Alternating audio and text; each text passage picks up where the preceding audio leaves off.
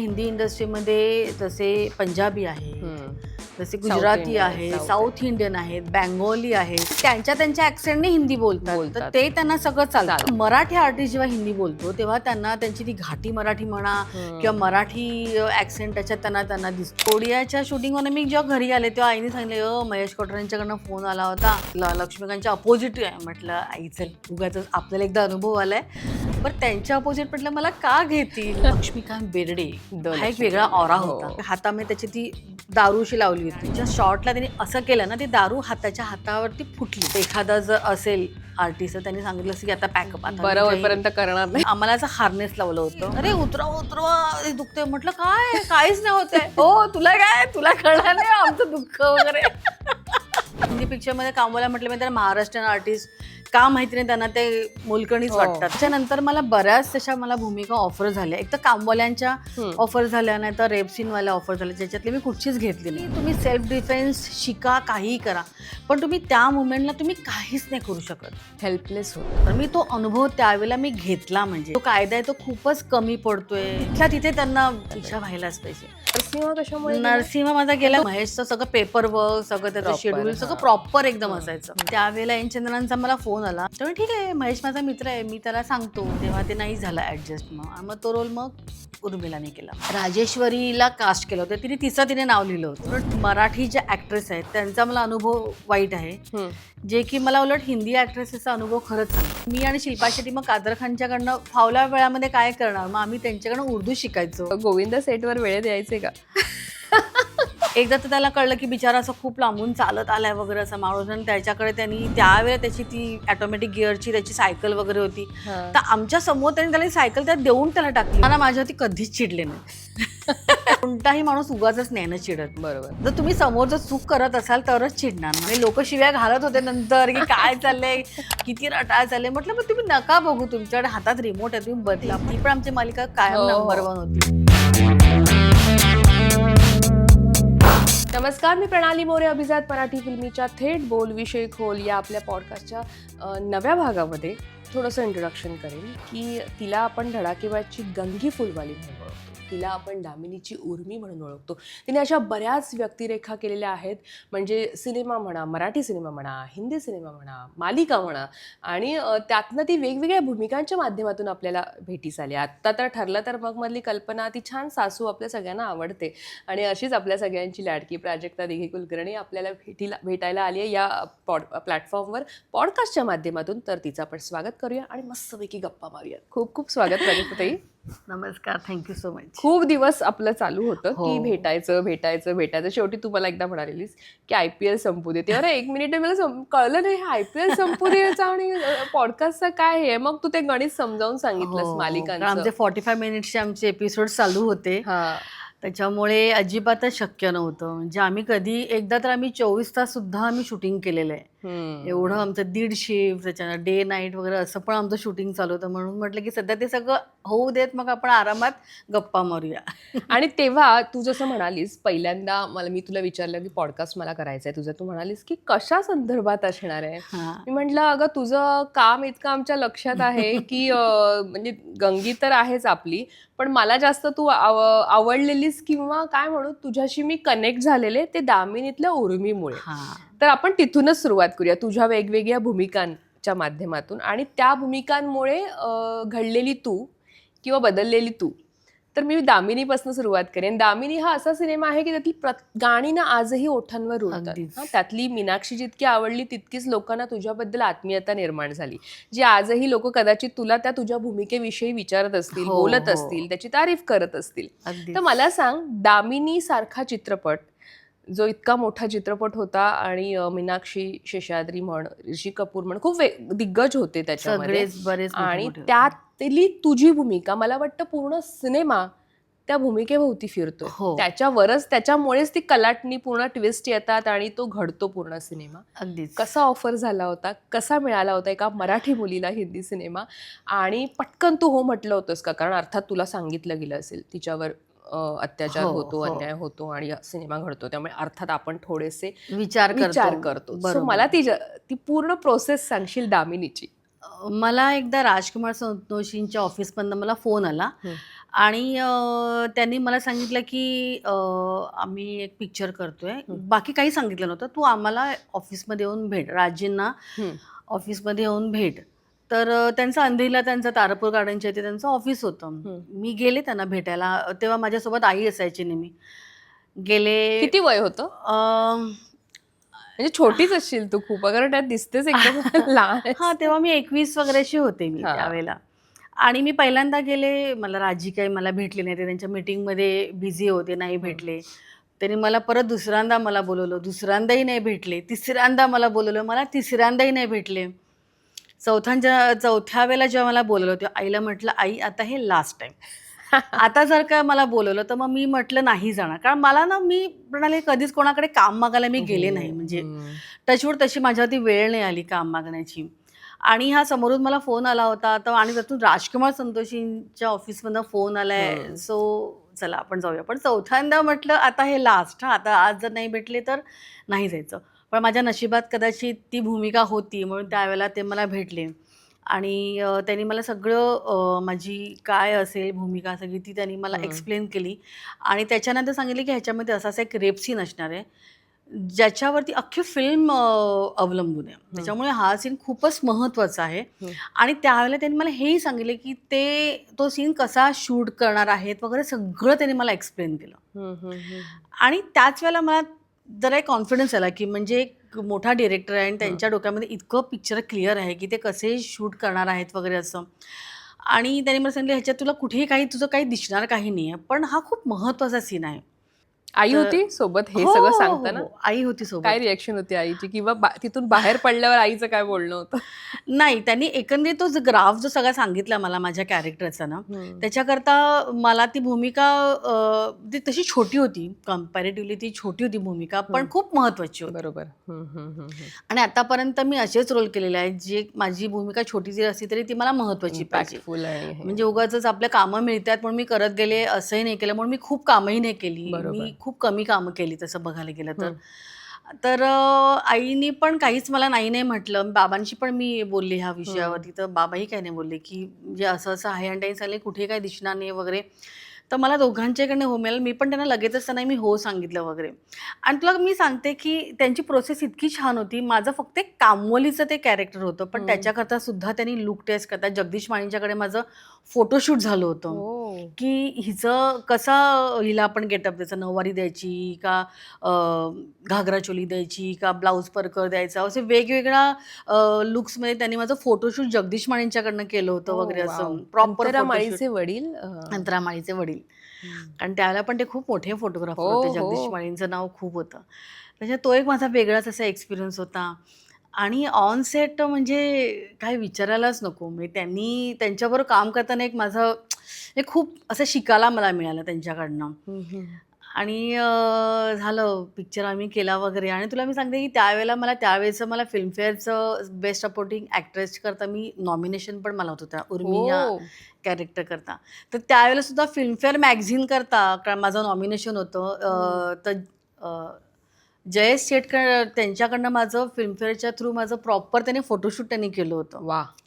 ते मला मिळालं अर्थात, कारण मला माहिती होतं कारण माझ्या नॉमिनेशन मिळणं, ते नॉमिनेशन पण त्यातल्या त्या जिंकल्याचाच हे असतो की तिथपर्यंत पोहोचणं. लोकांना जमाना जातो. तू वयाच्या 21व्या वर्षी काम करून ते नॉमिनेशन मध्ये पोहोचलीस म्हणजे ही मोठी गोष्ट. पण माझ्या अपोजिट बरेच होते असे की जे चांगले होते, त्याच्यामुळे मला माहिती होतं की मला मिळणं कठीण आहे. पण तेच म्हणजे एक नॉमिनेशन हेही माझ्याकरता खूप होतं. म्हणजे माझ्या कामाची पोचपावती कुठेतरी घेतली गेलेली होती, ह्याच्यातच मला आनंद होता. येस. आणि सिनेमामध्ये दुसरी गोष्ट, तुझे बरेचसे मला वाटतं सीन आहेत ते मीनाक्षी शेषाद्री यांच्यासोबत आहेत. सो तो अनुभव सांगशील, कामाचा म्हण किंवा एकंदरीत? कारण मला ना खूप टेन्शन आलं होतं की माझं जास्त काम सगळं मीनाक्षीच्या सोबत असणार होतं. मी आधी कधीच भेटले नव्हते. एवढी मोठी ॲक्ट्रेस, तिच्याबरोबर आपल्याला सगळे सीन, आणि आमच्या दोघींचं ना बॉन्डिंग खूप छान त्याच्यात दाखवायचं होतं. तरी पिक्चरमध्ये खूप आमचे कमी सीन्स त्यांनी ठेवलेले आहेत, कारण अर्थात लेंथ वाढते वगैरे असं. पण आमचे कित्येक सीन, आमच्या तो किचनमधला एक सीन होता ज्याच्यामध्ये सगळेजण जातात आणि ती एकटीच घरामध्ये असते आणि मी असते आणि आमच्यातलं ते कॉन्व्हर्सेशन. आणि कित्येक सीन असे होते की आम्ही बेडरूममध्ये आम्ही दोघीजण टीव्ही बघत बसले, बरं मी खालती बसले, ती सोफ्यावरती बेडवरती बसले आणि आम्ही एक पिक्चर बघतो ते आमचं इंटरॅक्शन. आणि नंतर जेव्हा केलं तेव्हा आम्हाला कळलं की आम्ही दोघीजण खूप अशा एकसारखे आम्ही मोमेंट्स करत होतो. म्हणजे आमचं इतकं छान ट्युनिंग झालं होतं. कारण त्याच्यामध्ये मला लिहिता येत नसतं, वाचता येत नसतं. मग त्या ह्याच्यातले आमचे सीन्स वगैरे खूप आमचे छान छान आमचे सीन्स शूट केले गेले होते. पण मीनाक्षी एवढी चांगली होती त्याच्यामुळे मी खूप कम्फर्टेबल झाले आणि माझं मी काम जास्त चांगलं करू शकले, खास तिच्यामुळे. ना तर तिचं जर का मला सपोर्ट नसताना तर मग ते खूपच कठीण गेलं असतं. तुमचं को आर्टिस्ट तुमच्यासोबत पाहिजे, नीट पाहिजे. अगदीच अगदीच तर सीन खुलतात. अगदीच. ऋषी सरांसोबत होतं काही? ऋषी खूपच कमी होतं पण त्यांच्यासोबत. कसे वाटले जेवढे होते तेवढे? कारण आम्ही असं ऐकलंय की ते खूप स्ट्रिक्ट आहे, ते थोडेसे इंट्रोवर्ट आहेत, ते इंग्लिशमध्येच बोलतात, असं खूप जण खूप गोष्टी त्यांच्याबद्दल बोलतात आणि आम्ही असं ऐकून आहोत. तुला कसा अनुभव राहिलाय सेटवरचा त्यांचा ऑरा? नाही, त्यांचा ऑरा तर होताच वेगळा. पण ते एकंदरीत खरंच म्हणजे ते खूपच कमी बोलायचे सगळ्यांशीच, म्हणजे माझ्याशीच असं नाही पण सगळ्यांशीच एकंदरीत. कारण माझे त्यांच्याबरोबर तसे सीन नव्हतेच, म्हणजे अगदीच कमी आहेत किंवा असा सीन नाहीये नाही. आमचा 1 to 1 आमचा सीन एकही नव्हता. पण तरी ते असताना मी कधीतरी म्हणजे त्या तिकडचं आहे म्हणून मी असायची कधीतरी सेटवर, खूपच कमी असायची. पण मी बघायची बाकी सगळ्या ऍक्टर्स बरोबर त्यांचं, तर ते खूपच कमी बोलायचे, ते आपल्या आपल्यामध्ये असायचे वगैरे. पण आपलं काम बरं आपण बरं अशा ह्याच्यातले ते होते. आणि माझे तर म्हणजे एकदम ऋषी कपूर म्हणजे माझा फेवरेट हँडसम ना, असे दिसायला वगैरे छान. म्हणजे आजतागायत मी पण त्यांना अगदीच आता अगदीच वय अगदीच झालं तरी आम्हाला दिसायचे, कधी वोटिंगला यायचे किंवा कार्यक्रमांमध्ये, ते इतका त्यांचा ऑरा असायचा. म्हणजे कपूर फॅमिलीचा तो एक तो ऑराच वेगळा आहे आणि ते तो ऑरा घेऊनच यायचे त्यांच्यासोबत. तो कदाचित रणबीर तो ऑरा घेऊन येत नाही आत्ताच्या ह्याच्यात, पण ऋषी कपूर अगदीच अजूनही तो कॅरी करायचे. आत्ताची पिढी थोडस राहते मिक्स आणि राहते. हे कपूर खानदानातली. पण अर्थात तुझ्यासाठी तो खूप अनुभव एक वेगळा राहिला असेल. अगदीच. मला आता सांग, तो सीन शूट करायचा दिवस सकाळपासूनचा किती दडपण आलं होतं बापरे, काय? खूपच प्रेशर होतं माझ्यावरती. आणि त्याच्यातल्या गंमत नाही, त्याच्यात जो अश्विन कौशल जो होता, जो माझ्यावरती रेप करतो, तर हा सीन आमचा खूप नंतर शूट केला गेला. तर त्याच्याआधी थोडंसं जरा ते माझ्या मागे लागण्यावर त्याचं ते चालू होतं आणि ते राजींच्या खूप लक्षात आलं होतं की हा जरा बासीच्या मागे जरा लाळ गाळतोय वगैरे असं. तर ते म्हणाले की प्राजक्ता तेरे को बिल्कुल डरना नहीं, अगर वो कुछ ज़्यादा कुछ करेगा ना तो मैं यहाँ पर ये लेके बैठा हूँ, उसको चुबव दूंगा. त्यांनी त्याला पहिल्यांदा सांगितलं की जेवढं पाहिजे तेवढंच करायचं, उगाचच काही एक्स्ट्रा करायचं नाही वगैरे. पण सांगू प्रणाली, तो सीन शूट करताना ना मला बाकीच्या भीतीपेक्षा ना आता आपण जे ऐकतो की मी मुलींवरती जे रेप्स होतात वगैरे असं, आणि तुम्ही कितीही तुम्ही सेल्फ डिफेन्स शिका, काहीही करा, पण तुम्ही त्या मुमेंटला तुम्ही काहीच नाही करू शकत. हेल्पलेस होतो. तुम्ही अगदीच हेल्पलेस होता. मी तो अनुभव त्यावेळेला मी घेतला. म्हणजे आपण तू म्हणते जसं की तो रोल करताना तू मानसिकरित्या आपण ते डाऊन होतो, प्रत्यक्षात काय होत असेल? हा बापरे, मला आत्ताही माझ्या अंगात काटा आलाय म्हणजे येतो. असं. त्याच्यामुळे असं वाटतं की अरे यार, मुलींना ह्या न्याय मिळालाच पाहिजे. म्हणजे कुठेतरी आपली जो कायदा आहे तो खूपच कमी पडतोय, म्हणजे खूपच सौम्य असं वाटतं. मी जिथे त्यांना कडक शिक्षा आणि तिथल्या तिथे त्यांना जे आहे ना ते व्हायला पाहिजे, शिक्षा व्हायलाच पाहिजे. या भूमिकेने प्राजक्ताला अभिनेत्री म्हणून म्हण किंवा स्त्री म्हणून म्हण, बऱ्याचदा आपल्याला ना बदल होतात. आपण तो बदल इनडायरेक्टली कळत नकळत आपल्यावर होत असतो, अनुभवत असतो. दामिनी नंतरच्या ह्या भूमिकेमुळे, उर्मीच्या भूमिकेमुळे तुझ्यात काय बदल झाले? तुला एक माणूस म्हणून काय शिकायला मिळालं किंवा ऍक्ट्रेस म्हणून काय शिकायला मिळालं, आणि अनुभव कसे राहिले बाहेर फॅन सोबतचे ते पण सांगशील? फॅन सोबतचे अनुभव म्हणजे मला आत्ताही मला लोक उर्मी म्हणून ओळखतात. पण आता त्यांना वाटतं की तुम्ही उर्मी आहात, तुम्ही तेव्हा किती वेगळ्या दिसायचा, किती बारीक होतात वगैरे, हा ते त्यांचा प्रश्न असतो. पण तुम्ही आहात वगैरे. आम्हाला तो सीन बघून अजूनही अंगावरती येतं वगैरे असं. म्हणजे आत्ताची पिढी सुद्धा, त्यांनाही दामिनी पिक्चर माहिती आहे, त्यांनाही उर्मी माहिती आहे त्यांना. आणि हे जेव्हा कळते की आत्ताच्या पिढीला माहिती आहे, तेव्हा असं खूप असं वाटतं की चला, म्हणजे ह्या लोकांच्यापर्यंत तो पिक्चर पोहोचलेला आहे. मी आहे म्हणून नाही, पण सिनेमा पोहोचलाय. कारण तो सिनेमा कशावरती बेस आहे, त्या भावना त्यांच्यापर्यंत आत्मा खूप स्ट्रॉंग आहे आणि त्यामुळे तो तितका पोहोचला. हो. आणि त्या ह्याच्यामध्ये मला कळलं की एक कामवाली आणि ती मालकीण आहे, तर त्यांच्यातलं रिलेशन म्हणजे ती पण शेवटी एक माणूसच आहे. म्हणजे जी आपल्या घरची जी आपली हेल्पिंग हँड आहे, तो पण एक माणूसच आहे. तर त्यांच्यातलं पण आता कसं पाहिजे वगैरे, तर ते एक माणूस म्हणून मला ते पण एक खूप छान शिकायला मिळालं की आपण सगळ्यांशी समानतेवरतीच आपण तुम्ही राहिलं पाहिजे. बरोबर बरोबर. कारण शेवटी ती पण एक ती बाई आपल्या घरी हेल्पच आपल्याला करते आहे. जसं आपण दुसरीकडे जाऊन काम करतो तसं ती आपल्याकडे जाऊन काम करते. त्याच्यामुळे कित्येक घरी मी असं बघते की त्यांना कसंही वागवलं जातं, तर तसं नाही व्हायला पाहिजे. निश्चित निश्चित. कारण तिच्यामुळे सुद्धा आज आपण बाहेर जाऊन काम त्यांच्यामुळेच करू आहोत शकतो. आपण अगदीच, बाहेर अगदीच. जाऊ शकतो बिनधास्तपणे, हो. घरच्यांना त्यांच्यावर सोपवून. अगदीच, अगदीच. अदरवाईज ते असं सगळं असं वाटतं ना, एक वेळ घरातलं कोणी एक बाहेर अगदीच. गेला तरी म्हणजे आपली चालतं, ती पण ती घरचीच आपली एक माणसं व्यक्ती पण ती असते. माणसं नसतील तर आपल्याला असं वाटतं अरे हो. आज झालं सगळं कामाचं बोंब आहे असं वाटतं. पण आता मी तुला जो प्रश्न विचारला की माणूस म्हणून तुझ्यात कसा बदल झाला या भूमिकेनंतर, ते मला सांगशील. कारण का आहे, आज तू जसं म्हणालीस की समाजात या गोष्टी घडत आहेत, या काही आत्ताच नाही घडत, पूर्वपरंपरा घडत आल्यात. पूर्वी ते तितकं बोललं नाही कदाचित गेलं असेल किंवा आतल्यात दाबून ठेवलं आता त्या गोष्टी जायचं. समोर आता येतात. त्या समोर येत आहेत.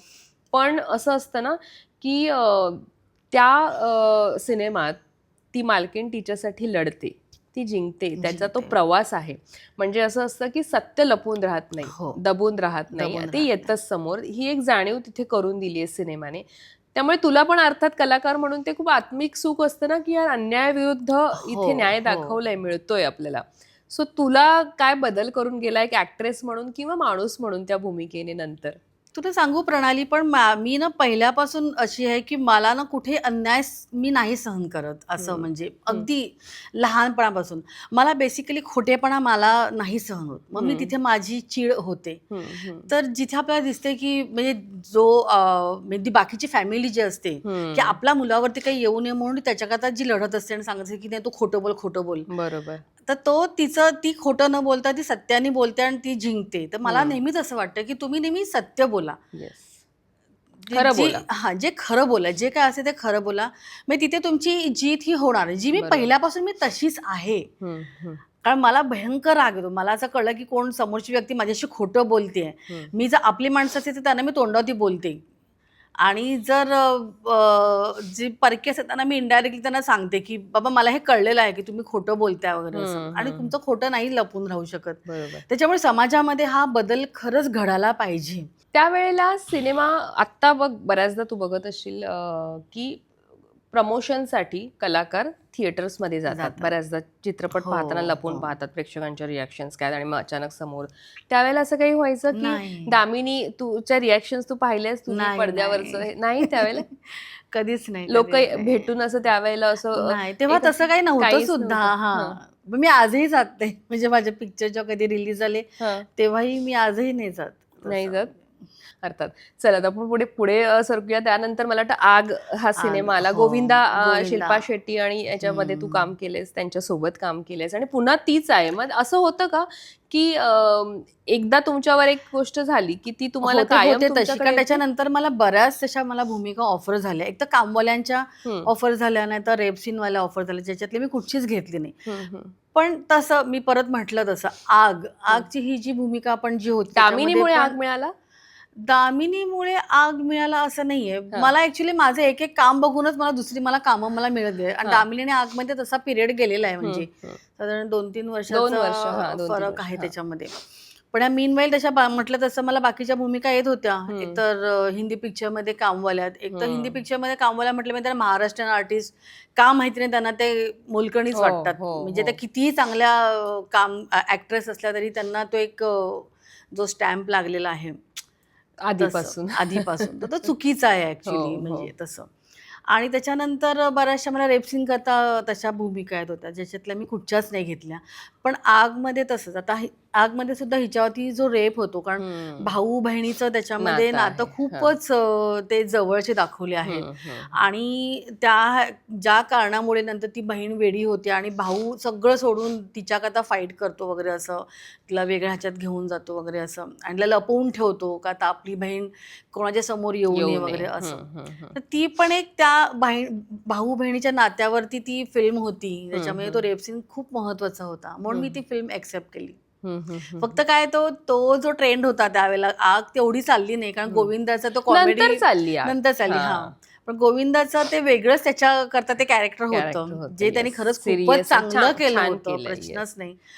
पण तो कॉमेडीचा त्याचा ट्रेंड होता आणि त्याच्यात त्याची ही वेगळी भूमिका होती जी लोकांनी फार अशी एक्सेप्ट एक्सेप्ट नाही की नंतर आग चालला आणि अजूनही हा. आग टीव्हीवर लागला तर बराच पाहायला वेळेला जातो. आमच्या त्या केबलवरती तर म्हणजे बापरे, आग आणि नाही, नाही. दामिनी आणि धडाकेबाज हे हो, तिन्ही हो. पिक्चर सतत लागायचे. मला सांग, गोविंद सेटवर वेळेत यायचे का? आम्ही ना आता जे ऐकतो तर ते मी आता म्हणून मुद्दामून त्यांच्यासोबत काम केलेल्या आपल्या मराठी कलाकारांना नाही, विचारते की खूपच. ही जी रडया, कधी कधी असं वाटतं की मोठ्या स्टारला उगाचच नावं ठेवली जातात, नाही, नाही, पण नाही. गोविंदाचं कसं होतं? अगदीच म्हणजे ऐकले ते खरंच सत्यच आहे. आमची सुरुवात आम्ही कोइंबतूरला होतो, तिथे आमचं सगळं शूटिंग झालं. ते तर आमचं आउटडोअरच होतं, म्हणजे आउटडोअरला काय तुम्ही तिथेच राहता, तर तुम्हाला उठून फक्त यायचं आहे वेळेमध्ये, तर तेही बरोबर. नाही. आणि त्याच्यामध्ये पण खूप आर्टिस्ट होते, म्हणजे कादर खान, शक्ती हो. कपूर वगैरे, गुलशन ग्रोवर वगैरे सगळे बरेच होते आर्टिस्ट. आणि सगळं आमचं आउटडोअर होतं शूटिंग. आम्ही म्हणजे उन्हामध्ये वगैरे असं आम्ही सगळे सकाळी पासून येऊन बसायचो, पण गोविंद नेहमी दुपारनंतरच सेटवरती यायचा. कॉल टाइम कितीचा असायचा? कॉल टाइम तर 9चा असायचा आणि रोज सांगायचे, रवीजी रोज गोविंदजी कल टाइम पे आना, हा कल टाइम पे आना. पण ते कधीच वेळेला यायचे नाही. आमची अर्धी शिफ्ट आमची अशीच फुकट जायची. त्यांच्याशिवाय काय असायचं ते तेवढं आम्ही काम करायचो, पण त्यांच्या बरोबरचं जे काम असायचं ते दुपारच्या नंतरच पण चालू कोणी व्हायचं. रागवायचं नाही? आता समजा शिल्पा शेट्टी होती, नाही, कोणीच कादर रागवायचं खान, नाही. गुलशन ग्रोवर, कोणीच नाही? नाही, नाही. मग ते आल्यावर कसे असायचे ते? आल्यावरती मग चला पटापट, मग ते फास्ट एकदम. मग आल्यानंतर मग टाइमपास कधीच नाही. पण त्या वेळामध्ये म्हणजे मला पण एक सांग, मी आणि शिल्पा शेट्टी मग कादर खानच्याकडनं फावल्या वेळामध्ये काय करणार, मग आम्ही त्यांच्याकडनं उर्दू शिकायचो. ओ वाव. तर ते आम्हाला मग उर्दू शिकवायचे, म्हणजे आम्ही असा आमचा वेळ तसा आणि कादर कारणीभूत खान लावला. खूप उत्तम लिहायचे अगदीच त्यामुळे, आणि त्यांचं हिंदी खूपच छान होतं. खूपच छान. मग आम्ही दोघी जण आमचा वेळ तसा हे करायचो, कारणी लावायचो. शिल्पा शेट्टी कशी होती? अरे खूपच गोड आहे ती. तिला मराठी आवडतं, पण ती बोलते पण ना, आणि त्यावेळेला बोलायची ती. हो, बोलायची. खूपच गोड आहे ती. पुन्हा कधी भेट झालीये अगदीच. त्याच्यानंतर? म्हणजे माझं जेव्हा आम्ही अरेच्या धमालचं सवेरा स्टुडिओला शूटिंग करत होतो, हा. म्हणजे मला सांगू प्रणाली, काही उलट मराठी ज्या ऍक्ट्रेस आहेत त्यांचा मला अनुभव वाईट आहे, जे की मला उलट हिंदी ऍक्ट्रेसेसचा अनुभव खरंच चांगला आहे. ओ. त्या काय खरंच म्हणजे खूप डाऊन उदाहरण टू सांगशील? अर्थ आहेत. कसं म्हणजे काय, कशा आता असतात? म्हणजे कित्येक मराठी आर्टिस्ट आपण एकत्र काम केलेले, लहानपणापासून मी एकत्र वाढलेलो आहोत, पण तरी समोर आल्यानंतर असं म्हणजे कोण तू, स्माइल नाही, मी नाही ओळखत ॲटिट्यूड. तुला, हा मी ओळखतच नाही तुला, अशा झोनमध्ये असतात. पण तेच आम्ही ज्या सवेराला अरेच्या धमालचं आमचं शूटिंग चालू होतं, तर ही व्हॅनिटीमध्ये होती, आम्ही मेकअप रूममध्ये होतो. तर मग तिने जस्ट नॉर्मल विचारतात तेव्हा, काय किसका चल रहा है वगैरे, असं तिने विचारलं वगैरे असं. आणि मी पण म्हटलं की कोणाचं आहे आज तिथे, फिल्मचं कोणाचं आहे, तर शिल्पा शेट्टीचं वगैरे.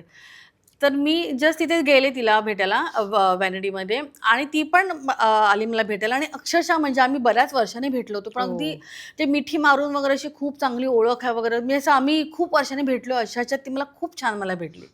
जे मला गॅरंटी आजही मला भेटली तरी ती छान अगदी ओळख दाखवेल वगैरे असं. इतकी गोड आहे ती, म्हणजे कुठेच ॲटिट्यूड नाही, काही नाही. तू आता हिंदीतही काम केलंयस. मी असं बऱ्याचदा ऐकते म्हणजे की एका आताच कोणीतरी ॲक्ट्रेस ने असं दाखला दिला की हिंदी बरोबर बोललं गेलं नाही आणि मग लांबून डिरेक्टर ओरडला, तुम्हारी घाटी मराठी नाही चलेगी. तर असं मी वाचलं एका ॲक्ट्रेसने बोललेलं. तू हिंदीत काम केलेस तेव्हा तू हिंदीवर कसं काम केलंस स्वतःच्या, आणि तुझ्या हिंदीत कसा फरक पडतो? तू आत्ता म्हणालीस की कादर खान यांच्याकडनं आम्ही उर्दू शिकलो आणि हे, पण हिंदी विषयी सांगेल, हे खरंच असं असतं की तिथे तो एक न्यूनगंड आहे मराठी अगदीच. पण ही गोष्ट मला खूपच खटकते. फक्त हिंदी इंडस्ट्रीमध्ये कसं आहे, एखादा मराठी आर्टिस्ट जेव्हा हिंदी बोलतो तो तेव्हा त्यांच्यामध्ये मराठी ॲक्सेंट त्यांना दिसतो. पण मी नेहमी म्हणते की आपल्या हिंदी इंडस्ट्रीमध्ये जसे पंजाबी आहेत, जसे गुजराती आहेत, साऊथ इंडियन आहेत, बँगोली आहेत, त्यांच्या ॲक्सेंटने हिंदी बोलतात, तर ते त्यांना सगळं चालतं. त्याच्यात त्यांना काहीच वाटत नाही, काहीच बोलत नाही. पण फक्त मराठी आर्टिस्ट जेव्हा हिंदी बोलतो तेव्हा त्यांना त्यांची ती घाटी मराठी म्हणा किंवा मराठी ॲक्सेंट त्याच्यात त्यांना दिसतो. बरं, ॲक्टर म्हणून त्यांना मराठी आर्टिस्ट म्हणतात की अरे ये तो बहुत बढिया है, वन टेक आर्टिस्ट सगळे, म्हणजे कारण सगळे थिएटरचे आर्टिस्ट जास्त असतात. बरोबर. म्हणजे तिथे त्यांना ते लागतात. बरोबर. अगदी त्यांचं कौतुक करतात. पण त्यांना भाषेला त्यांना अगदीच म्हणजे म्हणतात की अरे मराठीची, हे खूप खटकतं. म्हणजे तू हिंदीत मालिका पण केलेस, त्यामुळे तो तुझा मला वाटतं एक तो तू रुळली पण तू बॅलन्स ठेवलंस हिंदी आणि मराठी. हा म्हणजे कसं झालं, म्हणजे मी जेव्हा प्रेग्नंट होते तेव्हा सुद्धा माझी परंपरा नावाची झीवरची मालिका चालू होती. पण आता जसं तुमचं बँकिंग करतात आणि मग परत तुम्ही येता, तर तसं त्यावेळेला ते नव्हतं. त्याच्यामुळे मग मी ती 8व्या महिन्यामध्ये मला ती मालिका मला सोडावी लागली. त्याच्या आधी मी फक्त जास्त मी मराठी पण करत होते, पण हिंदी जास्त करत होते. हिंदी सिरियल्स आणि हिंदी फिल्म्स हे मी जास्त तेव्हा करत होते. आवर्जून कोणते कलाकार तुला असे वाटतात तुझे सहकलाकार हिंदी मधले की ज्यांच्याविषयी तुला इथे बोलावं असं वाटतं, की काही अनुभव आहेत, काही त्यावेळेचे सीन करतानाचे किंवा असे माणूस म्हणून त्यांचे काही असे अनुभव जे तुला आता शेअर करावेसे वाटतात? आता हिंदीमध्ये म्हणशील तर एक तर मीनाक्षी आहेच आहे, नो डाऊट. त्याच्यानंतर गोविंदा पण मी सांगेन. कारण गोविंदाच्या बरोबर माझा असा एक सीन होता, त्याच्यामध्ये मी वेडी असते आणि तो मला कोणाच्याही नकळत तो मला मी सकाळी उठून तो मला नदीवरती नेत असतो, मला फ्रेश करायला वगैरे असं. ते खूप छान वाटतं आणि ते इतके इमोशनल सीन आहेत. आणि त्याच्यामध्ये असा एक सीन असं होतं की तो मला नदीवरती नेतो आणि तलावाच्या इथे, आणि तो मला माझं तोंड धुतो, माझा तो गुळणा भरतो वगैरे, आणि हिला काय कळत नसतं, ती अख्खा ती गुळणा त्याच्या चेहऱ्यावरती ती टाकते वगैरे. तर मला असं झालेलं की अरे मी हे असं कसं कोण, आपल्याला काहीतरी वाटतं हा एवढा मोठा ऍक्टर आहे आपण त्याच्यावरती असं हे कसं. तो बोला की प्राजक्ता काय विचार, तो पण मराठी खूप छान बोलतो, तू काही विचार करू बिनधास्तपणे कर वगैरे असं. आणि त्यांनी ती लिबर्टी दिल्यानंतर मग मी माझं म्हणजे फुल फ्लेश मी देऊ शकले. त्याच्यामुळे ते मी तसं म्हटलं की तुम्हाला समोरचा को आर्टिस्ट तुमचा जर का तुम्हाला सपोर्ट करणार असेल तर तुम्ही तुमचा सीन चांगला करू शकता. त्याच्यामुळे त्यांनी कधीच आडकाठी नाही घेतली. शिल्पा शेट्टीचा असा एक सीन होता की ती मला शोधत येते आणि मी तिथे एकटीच असते आणि मग ती मला विचारते कॉन आहे वगैरे असं, आणि मग मी तिला हे करून थोबाडीत मारते तिच्या वगैरे असं. तर वन टेक झाला होता का? नाही, त्याचे बरेच त्याचे टेक झाले, कारण तिला ना ते मिस करता येत नव्हतं. सो आणि मी आपल्याला सवय असते की आपण हे करतो ना, त्याच्यामुळे बरेच टेक झाले. तर शिल्पाने सांगितलं मला की प्राजक्ता अभि दे दो मुझे लगाओ असं केल्यानंतर मग ते झालं. पण मग तिथे तिने काहीच हे केलं नाही वगैरे असं. मीनाक्षी तर आहे, जॅकी श्रॉफ यांच्यासोबत कोणतं अंगार फिल्म केली होती मी ती, त्याच्यामध्ये त्याची बहीण होती मी. ते पण छान आहेत ना अगदी. म्हणजे जॅकी आजही माझ्या कॉन्टॅक्ट मध्ये आहे. हो, सांग ना त्यांच्याविषयी काही आठवणी तुझ्या असतील, तुझे किस्से सिनेमाच्या विषयीचे किंवा माणूस म्हणून. नंतर माणूस म्हणून तर बापरे अफलातूनच आहे, म्हणजे प्रश्नच नाही. म्हणजे मी बघितले आमचं अंगारचं शूटिंग तसं बरीच वर्ष चालू होतं. जिथे आज मी जसं म्हटलं की राजीना जिथे मी भेटायला गेले होते त्या तिथे आमचा अख्खा अंगारचा सेट होता. तर तिथे आम्ही म्हणजे असं पडीक असायचो अंगारच्या सेटवरती, कारण चालू असायचं काम आपलं, आरामात सगळं चाललेलं असायचं वगैरे. आणि त्याने जॅकीला भेटायला बरेच जण यायचे वगैरे असं. जॅकी तो सगळ्यांना भेटायचा वगैरे, आणि त्याला कोणीही काही मदतीचं विचारलं ना की तो काही मागचा पुढचा विचार न करता तो त्यांना मदत करायचा. एकदा तर त्याला कळलं की बिचारा असं खूप लांबून चालत आलाय वगैरे असा माणूस, आणि त्याच्याकडे त्यांनी त्यावेळेला त्याची ती ऑटोमॅटिक गिअरची त्याची सायकल वगैरे होती, तर आमच्या समोर त्यांनी त्याला सायकल त्यात देऊन त्याला टाकली. म्हणजे इतकं चांगलं आहे त्यांचं. आम्हाला पण पत्रकार म्हणून खूप चांगला, खूपच म्हणजे जॅकीचा प्रश्नच नाही. म्हणजे मी त्याला त्याच्यामध्ये मला एक भाऊ दिसायचा असं, तो आणि बहीण म्हणूनच हे करा. ती मला तर फिल्म अगदीच अचानक मला मिळाली होती.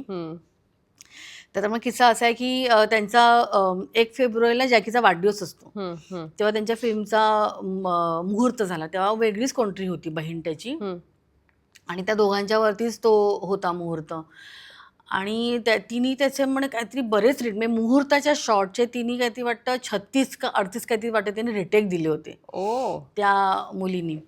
तर त्या दिवशी मग उशिरा संध्याकाळी मला फोन आला, सुलभा देशपांडे, मी सुलुमावशी म्हणते, सुलुमावशीचा मला फोन आला की प्राजक्ता आत्ताच्या आत्ता भेटायला तू आविष्कारच्या ऑफिसमध्ये, आमचं त्या शिवबिल्डर्सला ऑफिस होतं. तर मी भेटायला गेले. तिथे नाना आणि सुलुमावशी बसले होते, नाना पाटेकर. तर त्यांनी सांगितलं की असं असं आज पिक्चरचा मुहूर्त होता, जॅकी आणि त्याच्या बहिणीचं हे होतं, तिने म्हणे बरेच रिटेक दिले. तर प्राजक्ता तू हा पिक्चर करतेस. आणि मला म्हणजे नाना आणि सुलमावशींनी काही सांगले तरी मी नाही कधीच म्हणायची नाही, कारण लहानपणापासून मी त्यांच्यासोबत मी वाढलेली आहे, त्याच्यामुळे त्यांच्यावरती माझा पूर्ण विश्वास. हे लोक सांगतात म्हणजे आपण ते काम करायचं. असं करून मग मी 2 दिवसांनी परत पिक्चरचं शूटिंग चालू झालं आणि मी तिथे तो पिक्चर मी करायला लागले. असा तुम्हाला अंगार अचानक मला मिळाला होता. वा. आणि जॅकीदा आत्ता पण असे कॉन्टॅक्टमध्ये म्हणजे कसे फोन वगैरे करणं किंवा भेटलं तर भेटणं असं हे करणं? हो, म्हणजे आता त्या दिवशीच असं एक आता मध्ये माझ्या भाचीचे मिस्टर आहे समीर विद्वांस, त्यांच्या तू मेरी मैत्री, तू मेरी मै तेरा, ते त्यांच्या पिक्चरचं त्यांचं गाण्याचं त्यांचं शूट चालू होतं. गणपतीमध्ये त्यांचं चालू होतं शूटिंग. तर माझी बहीण आणि मिस्टर त्यांना असंच शेवटचा दिवस होता, तर समीर म्हणाला की तुम्ही आज या वगैरे, सगळेजण आहेत तर या सेटवरती. तर ते गेले होते आणि मग जॅकीला कळलं की ही माझी बहीण आहे वगैरे असं. तर त्यांनी सांगितलं की लाव फोन लगा प्राजू को फोन लगा. तर त्यांनी फोन लावायला सांगितलं. आणि बरं आमच्या घरी पण गणपती होता, बरीच गर्दी होती वगैरे, मला त्याच्यामुळे आणि हिचा डायरेक्ट व्हिडिओ कॉल, आणि कधीच मला व्हिडिओ कॉल करत नाही. आणि बरं व्हिडिओ कॉल आल्या समोर दिसतो ते जॅकी दिसतोय. मस्त वाटतं ना आपलं एवढा मोठा माणूस आपल्याला लक्षात ठेवतो आणि फोन करतो. आणि आमच्याकडे खूप गर्दी असते गणपतीला, म्हणजे बरं त्यांचं तिथे गाण्याचं शूटिंग, मी तिथे म्युझिक चालू होतं, आमच्याकडे गर्दी. त्याच्यामुळे जॅकी म्हटलं अरे अरे प्राजू ये भेट मिली मुझे अमिता, ऐसे से बोल रही है, कैसी है, क्या है वगैरे, असं त्यांनी व्हिडिओ कॉलवरती तो बराचसे बोलवता. मग त्याच्यानंतर पण मग त्यांनी मला फोन केला एकदा दोनदा, मग आम्ही तेव्हाही एकदा दोनदा व्हिडिओ कॉलवरती बोललो वगैरे असं. त्याच्यानंतर 4 दिवस शूटिंग आमचं चालू होतं MBCला, फ्युचर स्टुडिओला. तेव्हा त्यांना कळलं होतं की मी वरती शूट करते, नाही बुलाव उसको बुलाव, असं करून तेव्हाही त्याने स्वतःहून बोलवून वगैरे. मी त्याला जेव्हा कळतं तेव्हा तो करतात, येतात आणि भेटतात. तर त्यांचं एक छान आहे. तू आता नाना पाटेकर यांचं नाव घेतलंस, मी का विचारेन, कारण नाना म्हटलं की भीती वाटते ना असं, पण ते खूप बोलायला लागले की ते मस्त. म्हणजे तुमच्याशी त्यांचं कनेक्शन जुळलं की नाना म्हणजे नानांसारखा माणूस नाही, ते इतके छान बोलतात आणि बोलत राहतात असे छान, आणि एकदम टॅलेंटेड. मला नानांविषयी सांगशील? तुला भीती वाटलेली का पहिल्यांदा नानांना कधी भेटलेलीस, आठवते का? नाना म्हणजे कसं ना, आम्ही जसं म्हटलं मी चंद्रशाळेची आहे. मी सुलभा देशपांडे, अरविंद देशपांडे यांनी जशी आविष्कार त्यांची होती तशी त्यांनी लहान मुलांच्या हातात त्यांनी चंद्रशाला त्यांनी स्थापन केली. 78ला मी त्यांच्याबरोबर मी जॉईन झाले. त्याच्या आधी मी कथ्थक डान्स करायची. मग हे कळल्यानंतर बालमोलमध्ये त्यांच्या आधी चालायचे क्लासेस, मग मी चंद्रशाळा जॉईन केली, कथ्थकचे सोडलं. तर मग नंतर आमचं बालमोहन नंतर आमचं छबिल्या शाळेमध्ये चालू व्हायचं. मग तेव्हा आविष्कारच्या ह्याच्यामुळे मग नाना पण तिथे यायचे, रोहिणीताई, नाना वगैरे असायचे. त्याच्या नानांना मी खूप लहानपणापासून बघितलंय, त्यांच्या बरोबर तेव्हा जरी काम नसलं केलं तरी पण माहिती आहे. म्हणजे नाना मला ओळखतात, मी त्यांना ओळखते. त्याच्यामुळे मी जसं म्हटलं की त्यांनी काही सांगितलं तरी करायचं वगैरे. त्याच्यानंतर मग मला नानांच्या बरोबर मी पुरुष नाटक मी केलेलं आहे. हो, हां, अच्छा. तर त्याच्यामध्ये मी मथूचं कॅरेक्टर केलं होतं. पण ते नानाने सांगितलं की प्राजक्ता तू हा रोल करतेस. आणि मी म्हटलं बरं, त्याच्यामध्ये मथूच आहे, कारण ते छोटं कॅरेक्टर आहे त्याचं मथूचं. तिची मैत्रीण असते, पण विजयाबाई करत होत्या. ओके. म्हटलं एक तर विजयाबाईंच्या बरोबर त्यांच्या हाताखाली काम करण्याचा अनुभव हा कोण सोडेल, हा कोण सोडेल. मग ती छोटीशी भूमिका असली तरी आपण ती करायची. म्हणजे हा एक तुम्हाला एक्सपिरियन्स आहे, तुमची स्कूल आहे ही तुमची, आणि तुम्हाला शिकायला मिळतंय. त्याच्यामुळे मग त्या अख्ख्या प्रोसेसमध्ये नानाही तिथे असायचा वगैरे, आणि मी बघायची ना काय करायचा म्हणजे नाना अमेझिंग. आणि बाई जे काय समजावायच्या की मी प्रत्येक पाऊल टाकण्याच्या मागे तुमचं इथे थॉट पाहिजे वगैरे, असं नाही तर आपण जेव्हा डायरेक्टरने सांगितलं की इथून इथे येऊन उभी राहा, पण मी इथे येऊन का उभी राहू, मी त्याच्यामुळे ते प्रश्न मला पडायला लागले, मग मी विचारायला लागली.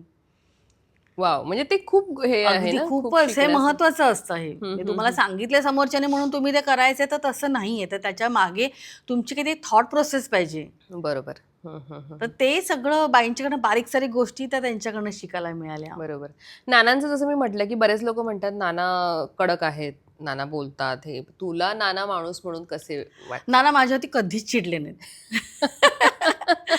ते ना ते हे बघ, कोणताही माणूस उगाचच नाही ना चिडत. बरोबर. जर तुम्ही समोर जर चूक करत असाल तरच चिडणार ना. तुम्ही जर चुकीचं वागत असाल, चुकीचं काम करत असाल तरच चिडणार ना तो. तुम्ही जर चुकीचं काही करतच नसाल तर काय चिडेल कोणी? कारण अंगारच्या वेळेला आपण कधी कधी नानाही काही काही सीन डिरेक्ट करायचे. हो, हा, काय काही म्हणते? काही काही सीन करायचे डिरेक्ट.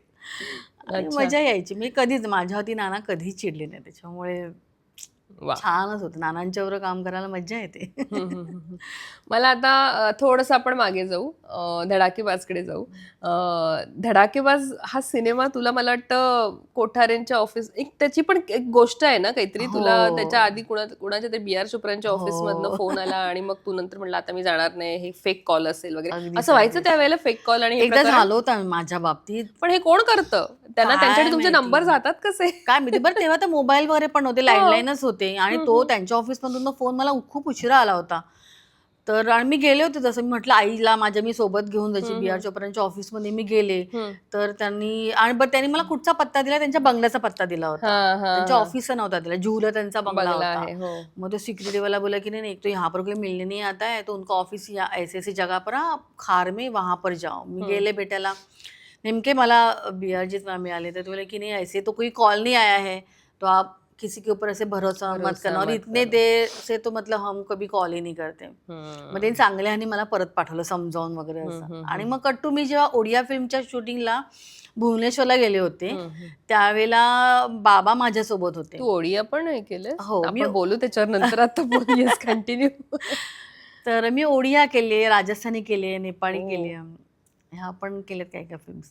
तर ओडियाच्या शूटिंगमध्ये मी जेव्हा घरी आले तेव्हा आईने सांगितलं, महेश कोठारेंच्याकडनं फोन आला होता, तर त्याने तुला भेटायला बोलवले, लक्ष्मीकांतच्या लक्ष्मीकांतच्या अपोजिट आहे. म्हटलं आई चल, उगाच आपल्याला एकदा अनुभव आलाय. बरं त्यांच्या अपोजिट म्हटलं मला का घेतील, आणि बरं त्यांच्या अपोजिटला घेतल्यावर असं तिने सांगितलं म्हणजे. तर मला कसं शक्य आहे, मी कधी त्यांना भेटलेली नाही आहे, म्हणजे महेश कोठारेंना कधी भेटलेली नाही आहे, तर का म्हटलं मला ते कास्ट करतील त्यांच्या अपोजिट. मग मी त्यांना फोन केला, त्यांनी मला खरंच बोलवलं होतं. तर मग महेशजीने सांगितलं की नाही तू ही फिल्म करतेयस वगैरे असं तसं, आणि मी ती केली. म्हणजे लक्ष्मीकांत बेर्डेंविषयीच हे सांगायला, अरे लक्षा म्हणजे- बॉन्डिंग आणि काही किस्से, एखादा तुमचे सीन अर्थातच जोडी होती म्हणून बरेच होते सीन आम्ही पाहतो आणि ते छान झालेले आहेत. त्यामुळे त्याच्याविषयी सांगाल, एखादा सीन तुला मी आठवतोय? ते लक्षाच त्याला म्हणेल, कारण तो इतका जवळचा होता. अगदी लक्ष्मीकांत वगैरे त्यांनी म्हणण्याच्या पलीकडे त्यांनी हे केलं होतं. इतकं त्यांनी छान होता माणूस तो लक्षा. म्हणजे कसं आहे ना, त्याच्याबरोबर पण जसं मराठीतला लक्ष्मीकांत बेर्डे हा एक वेगळा ऑरा होता. आणि त्यांच्या अपोजिट मी काम करते म्हटल्यानंतर मला प्रेशर हे होतंच. मग त्याच्या आधी भले मी ती ओडिया फिल्म केली, बऱ्याचशा सिरियलमध्ये मी लीड केलं होतं वगैरे, पण तरीसुद्धा लक्ष्मीकांत बेर्डेंच्या अपोजिट करायचं म्हणजे एक वेगळंच प्रेशर होतं. पण तरी जसं म्हटलं असं, जसं को आर्टिस्ट तुम्हाला कम्फर्ट हे करतो तेव्हा तुम्ही जसं रिलॅक्स होता, तसंच लक्ष्मीकांतनी मला हे केलं. अगदी पहिल्या सीनला अगदी छान माझ्याशी बोलले, छान आहे, नाही काय घाबरू नको, आपण बिंदास वगैरे असं करून त्यांनी मला रिलॅक्स केलं होतं वगैरे. बरं, माझा बेस जरी डान्स असला तरी पण फिल्मचा डान्स आणि तुमचा स्टेजवरचा स्टेज परफॉर्मन्स खूपच फरक असतो. तर त्याच्यामुळे सुबल सरकार आमचे कोरिओग्राफर होते. तर झालं वगैरे, आमचं चालू झालं डान्स, गाण्याचं शूटिंग चालू झालं. मला काय नाचायचे? अरे मस्त एकदम, खूप छान नाचायचे लक्ष्मीकांत. आणि म्हणजे पटापट त्यांचे रिटेक वगैरे पण असे काही व्हायचे नाहीत. तर पहिला दिवस आमचा असा आला की मला ते काही जमेच ना वगैरे. आणि लक्ष्मीकांत तितक्या वेळा माझ्यावर रिहर्सल करायची. तर सुबलदा मला काय ना, आता एकदा आपण अशी रिहर्सल करायची आणि मग करायचं. लक्ष्मीकांत म्हणाले की तू काही काळजी करू नको, सगळं म्हणे बरोबर होईल वगैरे असं. तर त्याने मला तो कॉन्फिडन्स दिला आणि माझ्यावर तितकं वेळा करून त्यांनी मला कम्फर्ट केलं आणि मला पहिलं गाणं झालं. मग नंतरच्याला मग मी झाले. मग नंतर आमच्यामध्ये जी जुगलबंदी जी होती, महेश आणि अश्विनी आणि मी आणि लक्षा, तर तेव्हा लक्ष्मीकांत म्हणाले आपण बघा प्राजक्ता, आपण रिटेक नाही करायचं, आपण फटाफट करायचं, आपण हे नाही करायचं वगैरे असं. अच्छा, खूपच आहे. आणि तो इतका मी सिन्सिअर आर्टिस्ट आहे ना, कारण आमचं जेव्हा क्लायमॅक्सचं जे होतं, जसं मी माहिती की गंगाराम त्यांना तो पुडी द्यायचा आणि जे पाहिजे ते व्हायचं तसं. तर सगळ्यांना तो बंदुकी वगैरे देतो. तो म्हणतो की मला तू असंच म्हणे कर, तुझ्या अशाच म्हणे गोळ्या येतील. तर म्हणून त्यांना तो हे हाताने करायला जातो. तर त्याच्यावर त्याला काय झालं, हातामध्ये त्याची ती दारूशी लावली होती हा, हा. आणि त्यांनी हे करताना असं लावलं वगैरे आणि ज्या शॉटला त्यांनी असं केलं ना ती दारू त्याच्या हातावरती फुटली, तळहातावरती. ओ, कशी हा काय पण असं? नाही काय तेव्हा तो असा हात नाही ना, तर ते असा हात हा. करताना तिची वायर जी होती ती मागे गेली, ओ, तर ते ओपन झालं ते, त्याच्यामुळे ती फुटली ती हातामध्ये. बापरे. तर मग ते झालं त्यांचं ते ड्रेसिंगवर त्यानं नेलं डॉक्टरांच्याकडे, ड्रेसिंग वगैरे केलं. शूटिंग काही वेळ थांबलं होतं. वाटलं एखादा जर असेल आर्टिस्ट तर त्यांनी सांगितलं असं की आता पॅकअप, आता बरं होईपर्यंत करणार नाही. मी काही करणार नाही वगैरे काही नाही. पण काय नाही, डॉक्टरांच्याकडनं आल्यानंतर लक्ष्मीकांत म्हणाले की नाही चला चला आपण करूया. तर असं मी तुला काय काय ते शॉर्टमध्ये त्यांच्या हाताला ते बँडेज पण दिसतं लावलेलं. हो, आता मी बघेन एकदम ह्याने, त्यांच्या कारण हाताला ते त्याच्यात दिसतं. तू सिनेमा बऱ्याचदा पाहिलाय, पण आपण असं आता तू सांगितल्यावर अजून हां. लक्षपूर्वक पाहिजे. तर त्या ह्याच्यातही त्याने ते शूट केलं. नंतर आमचं एक पॅरडी सॉन्ग होतं दोघांचं. त्याच्या आधीच आदल्या दिवशी त्यांचं शूट झालं होतं की तो असं त्या गुहेतून असं जातो आणि त्या बाटलीच्या जवळ जातो आणि त्याला ती गंगारामची बाटली मिळते. हा त्यांचा आदल्या दिवशी त्यांचा शॉट झाला होता. बरं ह्याच्यातनं जाता जाता त्यांचा तो पाय त्यांचा मुरगळला होता तो, कारण ते खूप असं वाकडं तिकडं सगळं होतं. पाय मुरगळलेला, पाय सुजलेला. त्या सुजल्या पायात सुद्धा त्यांनी डान्स केला होता आणि ते गाणं त्यांनी कम्प्लीट केलं होतं. म्हणजे खूपच सिन्सिअर आर्टिस्ट, खूपच म्हणजे कामाकरता खूपच डेडिकेशन होतं. ते पडद्यावर विनोद साकार आहे, विनोदी नट म्हणून होते. मला वाटतं एक होता विदूषक हा त्यांचा चित्रपट खूप त्यांची इमेज तोडणारा, इमेज ब्रेक करणारा होता. पण असं म्हणतात ना, जेवढे पण विनोदी नट आहेत किंवा अभिनेत्री आहेत, कोणी आहेत, ज्या प्रत्यक्ष आयुष्यात मात्र खूप सिरियस असतात किंवा ते फार बोलत नाहीत, ते मितभाषी असतात, ते इंट्रोवर्ट असं आम्ही ऐकून आहोत. म्हणजे अशोक मामाही बऱ्याचदा, अशोक सराफही म्हणतात की मी तसाच आहे. त्यांच्या बायोग्राफीवर त्यांनी ते तसं. लक्ष्मीकांत कसे अरे होते? मस्त, एकदम हॅपी गो लकी मॅन एकदम. हो? तो म्हणजे प्रत्यक्षातही प्रत्यक्षातही कोपरखळी मारणं अगदीच. हो. तुला काही असे अनुभव प्राजक्ता तुझ्याविषयी आहेत, खूप आहेत, पण न सांगण्यासारखे.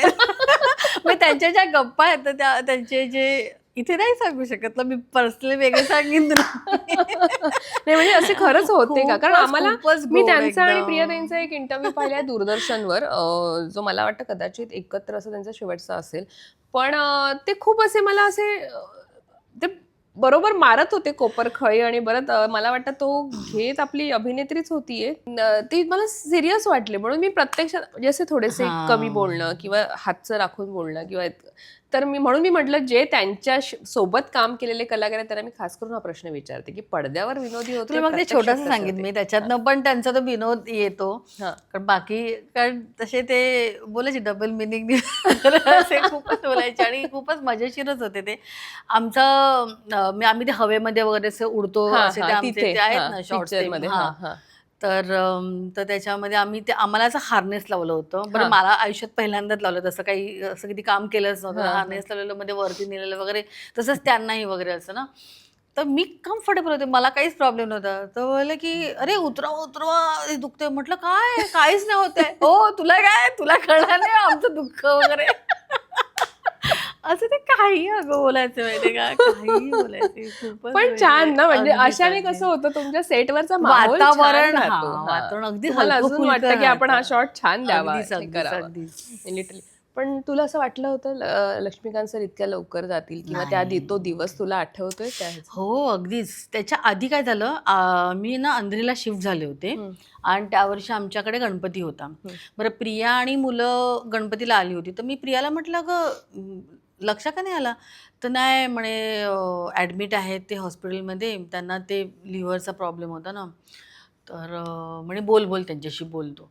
तर म्हटलं काय झालं, काय तुम्हाला? अगं काय विचार नको, माझा पोटाचा असं म्हणजे त्रिकोण झाला वगैरे असं ते. म्हणजे दुखण्यातही त्यांचा विनोद होता. म्हणजे असं की माझा पोटाचा बस एवढं माझं पोट फुगलं, त्याचा त्रिकोण झाला वगैरे असं काय काय सांगतं. पण त्यांना असं म्हणजे मी म्हटलं प्रियाला बघायला येतो, नको म्हणे बघायला येऊस प्राजक्तामध्ये, तर नाही कोणाला फार भेटत आहे तसं वगैरे.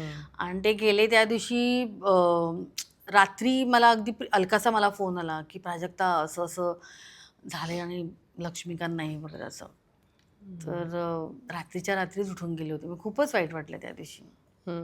खूप लवकर गेला कलाकार. आणि आता जर असं तर कदाचित तुम्ही लोकांनी वेगळं काहीतरी रंगभूमीवर पण छान केलं असतं, कारण आता एक निवांत वेळ असतो. आता बाबा आपल्याला आपल्या चॉईसने करता येते, दगदग झाली, आपण आता काहीतरी वेगळं करू असे पण ते होते की आता ह्या वेळेत सुमा सगळ्यांना घेऊन पण त्यांनी छान छान कलाकृती केल्या असत्या आणि हे केलं असतं. मी त्यांच्याबरोबर शेवटचा पिक्चर केला तो शोध केला होता. हो शोध. अशोक सराफही होते त्याच्यात नाही ना? रमेश भाटकर. रमेश भाटकर होते. रमेश भाटकर. रमेश भाटकरांसोबत काम केले भरपूर, म्हणजे तो एक आहे शोध सिनेमा. इतर आणि म्हणजे भरपूर सिरियल वगैरे केल्या त्यांच्यासोबत. कसे होते? छान होते ते पण. कारण रमेश भाटकरांना मी कधी मुलाखत असा करण्याचा योग नाही आला, म्हणजे पाहिलंय भेटलोय पण असा प्रत्यक्ष ह्याचा योग नाही. छान होते ते पण, छान होते अगदी, को आर्टिस्ट म्हणून मस्त होते. विनोदी होते त्यांनी, कारण तशा भूमिका कधी केल्या नाही, जोक्स वगैरे मारणं किंवा हसत खेळत सिरियस होते. कारण त्यांनी आम्ही पोलिसांच्या ह्याच्यात बघितले. बडबडे होते पण असं कॉमेडी नव्हते, पण छान होते. अशोक सराफ? अशोक मामा ना म्हणजे असे ते जोक्स मारतात, अशा पुटकीला सोडतात, पण स्वतः एकदम सिरियस राहतील असं. हो हो. हा, पण ते असं पटापट सोडतात ते. म्हणजे आपल्याला कळत अरे मामा काय बोलून गेले वगैरे असं म्हणजे. पण ते पण खूप गोड आहेत, अशोक मामा सुद्धा खूप गोड आहेत. तू आता इतकं कलाकारांविषयी बोलतेस, 90sचा तो काळ, आणि तू अशा काळात होतीस की जिथे सगळ्या स्टार्स होत्या, म्हणजे ऍक्ट्रेस मध्ये पण, आणि तू पण त्याच्यात एक तुझं पण चांगले चांगले चित्रपट, धडाकेबाजमुळे तर ते एक वेगळं नाव झालं, प्लस हिंदीतला एक हे सोडून दे. पण मग असं वाटतं की अशा वेळेला जेव्हा जे ग्रॅप करणं असतं पटापट की अरे करूया किंवा ह्या ह्याच्यात आपल्याला टिकायचंय, प्राजक्ताच्या डोक्यात तेव्हा ते होतं का की आपल्याला या गर्दीत टिकायचंय, किंवा ती शर्यत असणं किंवा ती कॉम्पिटिशन असणं, हे होतं सगळं की नाही? असं कधीच नव्हतं. कारण सांगू प्रणाली काय, मला मुळात म्हणजे मला एक ऍक्ट्रेस व्हायचंय किंवा मला ह्या लाईन मध्ये यायचं असं कधीच माझ्या डोक्यात नव्हतं. फॅमिली बॅकग्राऊंड पण नव्हतं? नाही, फॅमिली बॅकग्राऊंड पण नव्हतं आणि असं काहीच माझ्या डोक्यात नव्हतं. मी जसं म्हणाले की मला एक एक कामं मिळत गेली, म्हणजे जसं मला म्हणजे 85ला सुरू मावशीने मला सांगितलं, तेव्हा माझं ॲक्च्युली प्रिलिमची वेळ होती.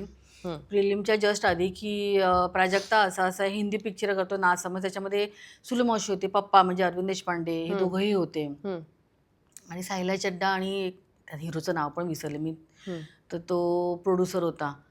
तर असे सगळे होते. तो आम्ही दोघं आहोत त्याच्यामध्ये, तर तू आमच्या मुलीचं काम करतेस असं त्यांचं असायचं. कारण त्यांनी लहान असताना 81ला मला त्यांनी कलियुग पण पिक्चर सांगितला होता. त्याच्यामध्ये मग रेखा आणि शशी कपूर त्यांच्या मुलाचा रोल होता. श्याम बेनेगल डिरेक्ट करत होते. तेव्हा साधारण तू लहान असशील? लहान होती. हो. तर पण तेव्हा माझी आजी जरा सिरियस होती, त्याच्यामुळे मी नाही जाऊ शकले. मग तो रोल उर्मिला मातोंडकरने केला. तुझा आणखीन कुठला तरी नरसिंह मधला, मगाशी मी बोलता तो पण रोल, पण ते कसं काय, कशामुळे गेला? नरसिंह कशामुळे? नरसिंह माझा गेला, मोठा सिनेमा, तो छान चाललाय. तेव्हा माझी धडाकेबाज करत होते, आणि धडाकेबाजचं आमचं 3रं शेड्यूल होतं, आणि त्यावेळेला एन चंद्रनांचा मला फोन आला की असं असं आहे, आम्ही हा पिक्चर करतोय. आणि त्याच्या आधी त्यांनी एका हिरोईनला त्यांनी कास्ट केलं होतं, पण तिचा काही प्रॉब्लेम झाला होता, त्याच्यामुळे त्यांना ते परत दुसरं कास्टिंग त्यांना करायचं होतं. कारण ते बोलले की आमचा सेट लागलेला आहे, गाण्याचा अख्खा सेट लागलेला आहे, आणि सरोज खान डिरेक्ट करणार होती, तर काही करून ते गाणं फक्त करायला पाहिजे, नंतर आपण शूटिंग त्या तुझ्या डेट्स प्रमाणे आपण ऍडजस्ट करू. तर मी म्हटलं असं आहे ना की माझं म्हटलं धडाके, आणि महेशचं सगळं पेपर वर्क, सगळं त्याचं शेड्यूल सगळं प्रॉपर एकदम असायचं, म्हणजे त्याच्यामध्ये कुठे इकडे तिकडे काही होणार नाही वगैरे असं. तर मी म्हटलं की असं असं आहे, म्हटलं मी धडाकेबाजचं माझं शूटिंग आहे महेश कोठारांचं, तर ह्या त्यांच्या तारखा आहेत. तर ठीक आहे, महेश माझा मित्र आहे, मी त्याला सांगतो वगैरे असं. म्हटलं बघा, मग तुम्ही तुमच्या लेवलला काय होत असेल तर हे करा. पण ते सगळं झालेलं होतं, त्याच्यामुळे मग नाही, मला तेव्हा ते नाही झालं ऍडजस्ट. मग तो रोल मग उर्मिलाने केला. मग पण तिने कुठच्याच इंटरव्ह्यू मी तिने एक मॅगझिनमध्ये तिचा इंटरव्ह्यू आला होता, त्याच्यात तिने ते मेन्शन केलं होतं. तेव्हा मला कळलं की राजेश्वरीला कास्ट केलं होतं. तिने नाव लिहिलं होतं, राजेश्वरीचं नाव लिहिलं होतं. तिचा काही तेवढा पाय का काही तेवढा फ्रॅक्चर झाला होता, सो त्याच्यामुळे तेव्हा मला कळलं की काय कोणाला कास्ट केलेलं आणि काय झालं होतं ते. अच्छा. तर तिचा पाय फ्रॅक्चर झालेला म्हणून ती करू शकत नव्हती. मग तिने त्याच्यात तेही लिहिलेलं आहे की मग त्यांनी अजून एका हिला विचारलं होतं, तिचं पण कास्टिंग ऑलमोस्ट होत होतं, पण ते नाही झालं. मग मी तो पिक्चर केला. आणि उर्मिला मातोंडकर चंद्रशाळेमध्ये माझ्यासोबत जेव्हा मी जॉईन केलं तेव्हापासून ती आमच्या सोबत होती. हो. हां. मग तिशी नो यू म्हणले नावानिशी? अगदीच. पण मी तसं म्हटलं, तिने नाव मेन्शन नाही केलं. हा, तिने नाव तर मेन्शन नाही केलं आणि तसं म्हटलं की आपल्या ज्या मराठी ऍक्ट्रेस आहेत त्याच ओळख दाखवते, त्याच्यातलीच ती एक आहे. ती एक आहेच, तिचं नाव तसं त्या बाबतीत फेमसही आहे, म्हणजे सगळेच म्हणतात. आणि मग ते मॅगझिन मध्ये आलं ना, तर माझ्या बाबांनी ते वाचलं आणि मग बाबांनी तिच्या ज्या लाईन्स आहेत त्या अगदी अगदी अंडरलाईन करून ठेवल्या. त्यांना ते खूप असं वाईट वाटलं की म्हणजे अरे, मी त्यांना असं वाटायचं की अरे हिचा नर्सिंग गेला, हे बाबांना वाटायचं कुठेतरी. माझ्या बाबांना बेसिकली ऍक्टिंगची वगैरे कॉलेजपासून आवड होती, पण ते त्यांनी नाही कधी केलं, त्यांना नाही. म्हणून ते मला प्रोत्साहन द्यायचे, हा कर वगैरे असं. बाबांना म्हटलं जाऊ देत ना बाबा, कशाला तुम्ही वाईट वाटून घेताय, जेवढं माझ्या नशिबात असेल ते मला म्हटलं मिळणार, जे माझ्या नशिबात नसेल ते मला नाही मिळणार. म्हणून मी काय म्हटलं वाईट वगैरे म्हटलं वाटून नाही घेत. बट तिने त्याच्यात नाव मेन्शन करायला काहीच खरं तर हरकत नव्हती. आणि तू ओळखतेस, तुम्ही एकत्र काम केलंय, लहानाचे मोठे एकत्र तिथे कामात, पण ती कोणालाच ओळख दाखव ऑब्व्हियसली ते माहितीये. तू आता आपण बोलूयात जी तुझी मालिका 13 वर्ष चालली, म्हणजे 4 दिवस सासूचे. त्यावेळेला आता सासू सुना हा विषय असा आहे की तो ताजा तवाना कायम राहणार आहे, तो कधीच शिळा होणार नाही विषय. आणि तो काळ तर अधिक ह्याचा होता, म्हणजे ती एक असायची. आता थोडीशी ती पकड आपण म्हणू कुठेतरी ढिली झाली म्हणता म्हणता ती नसते, बऱ्याचदा काही ठिकाणी नसते पण, कारण त्यामुळे काही प्रकरण आपल्या समोर येतात. पण त्यावेळेला ती होती, म्हणजे तो एक आदरयुक्त भीती म्हण किंवा भीती म्हण, ते सगळं होतं. आणि अशा काळात ती मालिका होती. एवढे वर्ष एखादी सिरियल करताना एकतर कंटाळा येत नाही का, किंवा तेच तेच आपण करतोय, तेच दळण दळतोय अशी भूमिका आपली कधी, किंवा असा विचार मनाला स्पर्शून जातो का? हा झाला थोडासा निगेटिव्ह आपण बोलतो त्याविषयी, की ह्या सगळं वाटतं का? आणि पॉझिटिव्ह म्हणशील ते एक बॉन्डिंग किती होतं, रोहिणी अट्टंगडींसारखे आर्टिस्ट आहेत, यांच्याकडनं काय शिकता येतं, किंवा तुमचं हे युनिट किंवा टीम म्हणा, ते कसं बहरतं या 13 वर्षात, त्याविषयी मला सांग. 13 वर्ष हा काळ खूपच मोठा आहे. पण काही नाही, एकतर आमची सगळी कास्ट खूप छान होती. रोहिणीताईला मी तशी म्हटलं की नानाला ओळखायची लहानपणापासून, तसं रोहिणीताईला पण मी अगदी लहानपणापासून ओळखायची, त्याच्यामुळे तिच्याबरोबर कम्फर्टेबल होते. पण आमचा पहिलाच अगदी आमचा जो सीन होता शूट करायचा, चालबाज येऊन गेले ना तोपर्यंत. हो, ते पण आपल्यामध्ये हे असतं ना की कट्टू सासू आणि अशी सासू. आणि त्याच्यामध्ये माझं कॅरेक्टर असं होतं ना की ते ना खरं खरं कॅरेक्टर होतं. म्हणजे तिला जे चांगलं वाटलं ते चांगलं बोलायची, आवडलं नाही ते ती नाही बोलायची, असं. म्हणजे जी एखादी व्यक्ती खरी असते ते माझं कॅरेक्टर होतं. जसं अनुराधा होती, ती फक्त पॉझिटिव्ह होती, जी लोकांना आवडतं बघायला. सिरियलमध्ये लोकांना असं हे बघायला आवडतं कॅरेक्टर, कारण जे खऱ्या आयुष्यात नसतं. म्हणजे ते कुठेतरी वाटतं की अरे आपण असं व्हायला पाहिजे, त्याच्याशी ते रिलेट करत असतात. त्याच्या अनुराधा तर सगळ्यांना खूपच आवडायची. कविता लाड करायची. मोठी जी सून दाखवली ती कम्प्लीट निगेटिव्ह असं. आणि माझं जे सुनीला करमळेकर, आणि माझं जे कॅरेक्टर जे असं होतं ना की ते खऱ्याला खरं, म्हणजे वाईट वाईट, चांगलं तर चांगलं, म्हणजे दोन्ही तिच्यात सगळ्या तिच्या शेड्स होत्या. त्याच्यामुळे मला माझं कॅरेक्टर करायला खूप एकतर आवडायचं. आणि पहिलाच आमचा असा सीन होता की, कारण मी त्या घरात राहत नसते, माझं सासूचं पटत नसतं. सो मी येते त्यांच्या घरी आणि त्यांना खूप सासूला बोलते बोलते बोलते बोलते, त्या आम्हाला बोलतात वगैरे, असं सगळं असं खूप मोठा सीन होता. तर मी खलीलजींना म्हटलं, खलीलजी अहो अशी कशी बोलेलो सासूला एवढी, कारण तेव्हा पण माझं लग्न झालेलं, जय वगैरे होताच.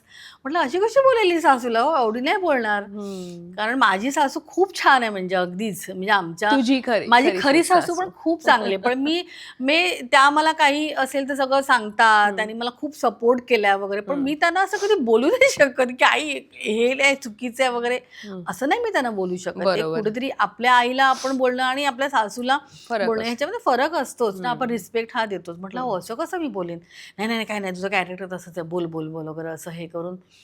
पण त्याच्यानंतर मग हळूहळू मग ती अनुराधा तिला ती घरात आणते, हे ते वगैरे सगळं असं ते होतं वगैरे असं. पण त्या 13 वर्षामध्ये आमच्या सगळ्यांशी इतकं खूपच छान बॉन्डिंग झालं होतं. कधी गेट टुगेदर केलंय नंतर? नाही, नंतर वेळच नाही मिळाला. आम्ही अजून आमचे सगळे कॉन्टॅक्ट, आमचा ग्रुप आहे अजूनही, आमचा 4 दिवसाचा आमचा ग्रुप आहे, त्याच्यावरती आम्ही अजून सगळे आम्ही कनेक्टेड आहोत, सगळं अगदी. तू बोल, तू मध्ये तू बोल, सांगत होती. आणि तुला सांगते, जेव्हा हे तर झालं 13 वर्षाचं, पण आमची ज्या मालिका जेव्हा संपली ना ग, त्यावेळेला सुद्धा ना आमचे टेक्निशियन सुद्धा म्हणजे आम्ही सगळे एकमेकांना मिठ्यामधून रडलो आम्ही, इतके आम्ही सगळे, कारण आम्ही आपण अर्ध घरच दिवसाचे होतं ना आपण ग ते. कारण आपण दिवसाचे आपण जवळजवळ 10-12 तास 12 तास. 12-13 तास आपण सेटवरतीच असतो आणि आपलं म्हणजे जास्त आपल्या आयुष्यातलं, कारण आपण दुसरी तिथे फॅमिली होती घालतो. ती. दुसरी फॅमिली होती ती. त्याच्यात खूप वाईट वाटलं. म्हणजे त्याच्यामुळे असं कधी मला कुठे कंटाळा नाही आला माझं काम करताना, कारण मी कन्व्हिक्शनली करत होते. बरोबर. नंदिनी मी अगदी मी लोक शिव्या घालत होते नंतर की काय चाललंय, किती रटाळ चाललंय. म्हटलं पण तुम्ही नका बघू, तुमच्याकडे हातात रिमोट आहे, तुम्ही बदला. पण तरी तुम्ही बघताय मालिका, तुम्ही जो नंबर 1 ती पण आमची मालिका कायम नंबर 1 होती. मग तुम्ही नका बघू ना, मग तरी पण नाही, लोकांना ते बघायचं पण ती होतं. संपली तेव्हा पण बातम्या झालेल्या की 4 दिवस हो असूचे संपली, हो म्हणजे एवढं इनिंग खेळून. पण ते लोक मिस करत होते. अजूनही लोक ते आठवतात किंवा रिपीट अजूनही होते मध्ये त्यांनी सुरू केलेली. कोविडमध्ये त्यांनी परत त्यांनी दाखवायला सुरुवात केली होती. हा हा, म्हणजे अशा कोविडमध्ये आठवणी. त्यांनी दाखवायला सुरुवात केली होती. कट्टू आता ठरलं तर मग मध्ये मी म्हणेन तू एक एरा गाजवलास जिथे खूप सिनियर्स आणि अशा कलाकारांसोबत तू काम केलंस, तुझ्या वयाच्या कलाकारांसोबत काम केलं. आणि आत्ता कट्टू लहान एक वेगळी पिढी आहे. सो तू काय त्याच्यामध्ये बघशील, फरक काय जाणवतो आत्ताच्या पिढीत काम करण्यात आणि तेव्हाच्या पिढीत आताची सोबत पिढी काम ना करण्यात? खूपच फोकस आहे मला तरी वाटतं. मी त्यांना माहिती आहे की आपल्याला काय करायचंय, आपल्याला काय करून आपल्याला कामं मिळवायची आहेत, काय वगैरे. त्यांना खूप एकदम फोकस आहेत ते. जे आमच्या वेळेला आम्ही नव्हतो. एक तर मीडियाला कसं हँडल करायचं वगैरे. आता तर हा जमाना मीडियाचाच आहे. तर मीडियाला कसं हँडल करायचं वगैरे ह्या पिढीला बरोबर कळतं. ते मी तर म्हणजे इन्स्टा, आता हे ठरलं तर मागच्या वेळेला माझा इन्स्टा वगैरे मी चालू केलं हो? वगैरे. हो, म्हणजे मी ओपन उघडलेलं, पण मी कधीच ऑपरेट करत नव्हते ऑपरेट काय नाही, वगैरे. इतकं रेग्युलरली कन्सिस्टन्सली अगदीच हे नाही नाही म्हणजे. करत. आणि माझा मुलगा सुद्धा ना गं, म्हणजे असं तो मीडियावाला नाही. मी तो ऍक्च्युली खरे ह्याच लाईन मध्ये तो फोटोग्राफर आहे, पण तो पण अच्छा, असा म्हणजे मीडियापासून लांब तसं हा. लांब आहे. म्हणजे तो आपण बरं आपलं काम बरं असं. मग मी त्याला म्हणते, अरे हे लोक कसे हे काय. कारण आत्ताचा आणि जमाना असा आहे ना गं प्रणाली, इतकं म्हणजे त्याचं वाईट वाटतं पण मला. कारण पूर्वी आम्हाला आमची कामं बघून आम्हाला मिळालेली आहेत. मी कधीच एकही मला फोन नाही करावा लागला. पण आत्ताचं तुमची ब्लू टिक बघून तुम्हाला कामं मिळतात. तुमचे फॉलोअर्स बघून. तुमचे मध्ये मला फॉलोअर्स बघून, ब्लू टिक बघून तुम्हाला कामं मधुरा मिळतात. वेलणकरने पण सेम सांगितलेलं की ही म्हणजे ह्याचं ना खंत कुठेतरी व्यक्त वाईट वाटतं केलेली. म्हणजे असं. बरं, आणि जेव्हा हेच ब्लू टिक्स वाले, फॉलोअर्स वाले जे ऑन सीट येतात ना, तेव्हा त्यांना एक धड वाक्य त्यांना नीट बोलता येत नसतं. मराठीच म्हणजे मराठी म्हण, काही म्हण किंवा त्यांना. कारण हे बघ, तुम्ही जे रील करतात ते ते वेगळं असतं फरक ना. आहे. ते वेगळं असतं. तुम्ही इथे हे करता ते वेगळं असतं. बरोबर. ऍक्टिंग तुझ्यासोबत जुई गडकरी जुई आहे, गडकरी. अमित आहे, बरेच कलाकार आहेत मला वाटतं. त्यामुळे आणि आत्ता रोहिणीताई पण पुन्हा. हो, रोहिणीताई पण तू आहे. बऱ्याच वर्षांनी त्याची पण अगदीच, बातमी अगदीच, झालेली की तुम्ही अगदीच, इतक्या वर्षांनी अगदीच. हे झालात वगैरे. तर ते मला सांगशील की जुही आणि अमित ज्यांच्यासोबत तुझे सीन असतील जास्तीत जास्त, तर कसे वाटतात तुला काम करताना ही आजची पिढी? अरे खूपच गोड आहे. दोघंही जण खूपच गोड आहेत. जुई तर सिन्सिअर आहेच. आणि ती पण जसं म्हटलं तसं तिचं काम आहे. तिला एकदा वाचून तिला नजरेखालून होऊन सीनचा पाठ होतो. एवढी ती अशी एकदम कामामध्ये सिन्सिअर आहे. अमित सुद्धा खूप सिन्सिअर आहे. एक तर तो कच्छी आहे तो. हो. त्याच्यामुळे ना त्याचा जेंडरचा त्याच्यामुळे त्याचा प्रॉब्लेम होतो. ते त्यांच्या ह्याच्यात जे बोलतात ते ते ती- तो तुला काय रे वगैरे असं, हो त्याच्यामुळे हो. त्याचं ते डिक्शनचं वगैरे. पण त्याला आपण सांगितल्यानंतर तो त्याच्यावरती काम करतो आणि तो तुला ह्याच्यावरती स्क्रीनवरती तसं ते तेवढं दिसत चुकीचं जाणवत दिसत नाही. नाही. बरोबर. बरं, कधी कधी त्याचं चुकीचं हे आलं, पण ठीक आहे, तो US वरून शिकून आला त्याच्यामुळे तेवढं हा, चालतं वगैरे असं. कॅरेक्टरला जातं. पण तो तेवढीच त्याच्या कामावरती मेहनतही घेतो, त्याच्या डिक्शनवरती तो मेहनत घेतो. त्याला आपण समोरून सांगते तर त्याला कधीच वाईट नाही वाटत. अरे अमित हे असं घे, त्याला कधी वाईट नाही वाटत सांगितलं. तो ऐकतो आणि ते त्याचं तो सुधारतो वगैरे असं. बरं, रिजेक्शन मला खास हे विचारायचं होतं तुला. तुझ्या इतक्या वर्षाच्या कारकिर्दीमध्ये रिजेक्शनचा कधी अनुभव घेतलायस की तू ही मालिकेतली भूमिका म्हण किंवा सिनेमातली भूमिका म्हण तुझ्याकडे आली आहे आणि कट्टू 4 दिवसांनी कळवतात नाही असं नाही, नाही, असं असं कधीच झालंय तुझ्या झालं बाबतीत? असं कधीच झालेलं नाहीये. पण मला अजून ऑडिशनचं गणित जमलंच नाही कधीच. तू पहिली ऑडिशन वगैरे असं काही प्रकार झाला नाहीये तुझ्या बाबतीत? हा झालाय आता हल्ली. मी तुम्हाला एवढी तुम्ही कामं एवढी वर्ष इंडस्ट्रीमध्ये काम करून सुद्धा ऑडिशन घेऊन हे करतात. पण आतापर्यंत मी जेवढी कामं केली मला कुठचंच काम माझ्या ऑडिशनवरती मला मिळालेलं नाही आहे. मी ते गणितच मला कधी जमलं नाही. मी जितक्या ऑडिशन दिल्या त्याच्यात मी कधीच सिलेक्ट झाली नाही. का? काय माहिती, काय मला माहिती नाही. पण मला तेच वाटतं की तुम्ही आता आता कित्येक आर्टिस्ट येतात ऑडिशन देऊन येतात, पण ऑडिशन देणं आणि तुम्ही प्रत्यक्षात काम करणं ह्याच्यामध्ये खूप फरक आहे ह्याच्यामध्ये. आताचं काय आहे सगळं चॅनलमध्ये सगळे असे हे नवीन नवीन आहे ज्यांना कोणी आर्टिस्ट माहिती अर्ध्या नाहीये. लोकांना तुम्ही माहित पण नसता, तुमची कामं माहित माहित पण नसतं. नसतात आणि ते फक्त त्यांचं आणि मलाही कळलंय की तुमचं इन्स्टा अकाउंट चेक केलं जातं पहिलं. हो. हे खरं चुकीचं आहे. तुमचं चुकीचं काम आहे. पहिलं चेक काम पहिलं चेक करा. म्हणून तू पूर्वीची प्रोजेक्ट्स बघ ना, किती अशी अशी जेन्युइन आणि अशी चांगली वाटायची. आताची फक्त अशी लेंथ वाईज तुमची वाढत जातात. एवढे एपिसोड्स, एवढी वर्ष वगैरे असं ते असं होत जातं. पण आता सिनेमांमधनं वगैरे विचारणा होते की तू स्वतःहून नाही म्हणतेस होते विचारणा, किंवा पण तुम्ही जेव्हा सिरियल करत असताना आणि जेव्हा मेन फॅमिलीमध्ये असताना तेव्हा खूप कठीण जातं फिल्म्स करणं म्हणजे असं. बरं, तू आता म्हणालीस मला सुलभाताईंसोबत सुरुवात झाली आणि सगळं हे, मग नाटक हवं तसं का केलं गेलं नाही, म्हणजे जसं एक म्हणतो ना आपण. हो. काय झालं माहिती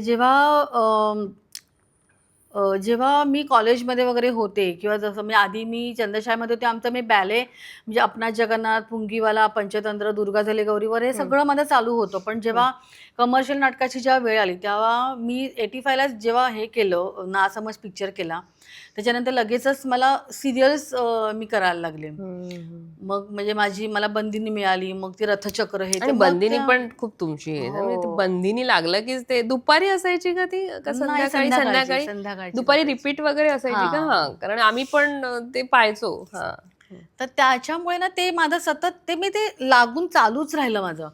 आणि आत्ताच्या नाटकामध्ये तुम्हाला नाटक आणि सिरियल हे ऍडजस्ट केलं जायचं, तेव्हा तसं नाही व्हायचं, कारण दौरे एवढे असायचे, खूपच दौरे. आता सॅटर्डे संडे असतात ते तुम्हाला आधीच सांगितलेलं असतं, ते तुम्ही सांगू शकता. तुम्ही ते तारखा आधी देऊ शकता नाटकांच्या, पण तेव्हा ते तसं ऍडजस्ट नाही केलं. एक तर तुम्ही नाटक करा किंवा सिरियल करा असं व्हायचं. मग पुरुष केलंस तू फक्त? हा, बाकी असं, कारण त्याला मी कुठची सिरियल नव्हती करत.